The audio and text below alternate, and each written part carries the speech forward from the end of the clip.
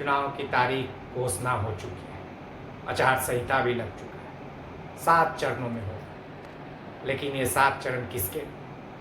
उन नेताओं के लिए, उन गुंडे माफियाओं के लिए और नेताओं के बेटे और सगे संबंधियों के लिए। क्योंकि आम जनता के लिए तो चुनाव सिर्फ 2 चरण में ही होते हैं। एक जब घोषणा हो जाती है तो नेता जनता के चरण में होते हैं कुछ दिन के लिए, और दूसरी 5 साल तक जनता नेता के चरण में होती है। यही 2 मुख्य चरण होते हैं। कहने के लिए तो ये लोकतंत्र का पर्व है, लेकिन इस पर्व से किन्हें बेनिफिट होती है? सिर्फ और सिर्फ नेताओं को। क्योंकि जब वो नेता बन जाते हैं, लोकतांत्रिक तरह से चुने जाते हैं, कहने को तो लोकतांत्रिक तरीके से, लेकिन ये राजतंत्र बना है। क्योंकि 30 साल से 1250 लोग के परिवार ही सिर्फ नेता बनते हैं, या तो वो खुद बनते हैं, उनके बेटे, सगे संबंधी। और कहने को हम जनता के लिए, आम गरीब जनता के लिए ये है कि ये लोकतंत्र द्वारा चुने गए, आम जनता द्वारा चुने। और ये किसके लिए चुने? आज भी 75 साल हो गए हम गुणवत्तापूर्ण शिक्षा के लिए भटक रहे हैं। सरकारी स्कूल सिर्फ गरीबों का स्कूल बना हुआ है, उसमें सिर्फ खिचड़ी और पोशाक के लिए बच्चे जाते हैं। और जहां तक अफसर के, किसी भी अफसर, यहाँ तक कि कोई भी कर्मचारी का लड़का सिर्फ प्राइवेट में ही पढ़ता। ऐसा क्यों?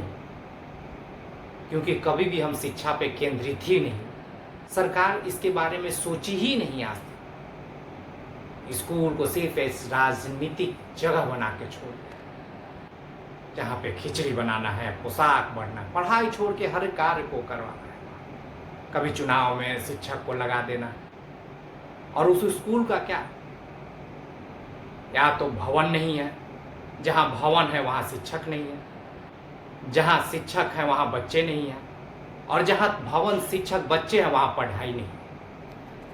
अब बताइए, उस क्या हम परिकल्पना कर सकते हैं कि एक गरीब का बच्चा गुणवत्तापूर्ण शिक्षा हासिल कर सकता है? और जब किसी भी कंपटीशन की तैयारी होती है तो हम समान कंपटीशन लेते हैं। कैसे भाई? एक ने ऐसो आराम और सुख सुविधाओं से अपने चीज़ों को तैयारी की, और एक अभाव में प्रभाव डालना कितना मुश्किल होता है, ये उस गरीब जनता से पूछिए, उस गरीब किसान के बेटे से पूछिए। हमें तो काम है आपको जागृत, एक आरटीआई कार्यकर्ता होने के साथ नाते और ऑल इंडिया अभिभावक संघ अध्यक्ष राकेश राव होने के नाते हमारा काम है आपको जगाना, बात बात पर आपको जगाना।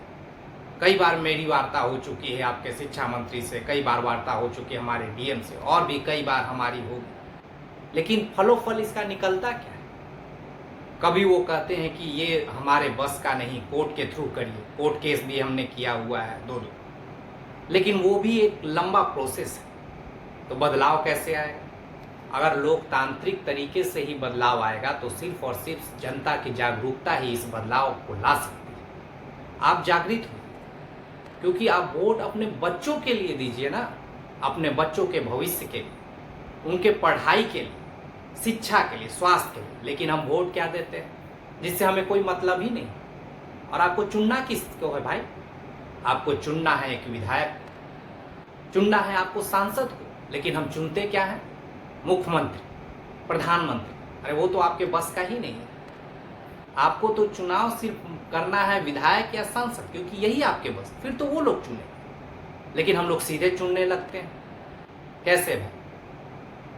और इसी सोच को बता दें, जब आप 243 या 543 जो भी आपके सांसद, अगर सभी अच्छे होंगे तो उनमें से जो चुना हुआ मुख्यमंत्री या प्रधानमंत्री हुआ निश्चित है अच्छा हो।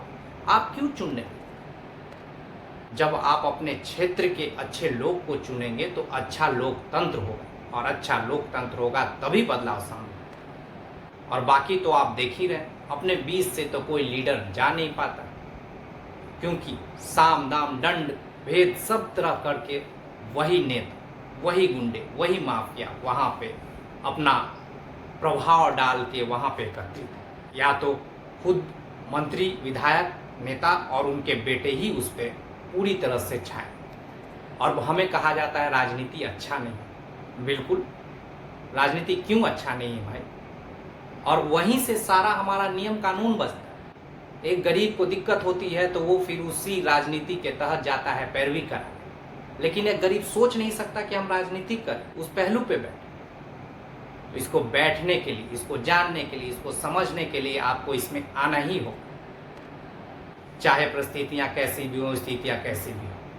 और बदलाव के नींव और लड़ाई करने के लिए एक क्रांतिकारी आगाज की जरूरत है। वो अभाव में ही होता है, क्योंकि अभाव का प्रभाव से जब कोई उत्पन्न होता है तो वो नेता एक सर्वमान नेता होता है। और इसे करने के लिए आपको अपने के बीच से निकालना होगा, लड़ाना होगा, क्योंकि जब तक उस तरह के लोग वहाँ तक पहुँच नहीं बनाएंगे तब तक इस लोकतांत्रिक ढांचे में होते हुए भी आप अपने देश के भविष्य के साथ खिलवाड़ ही करें।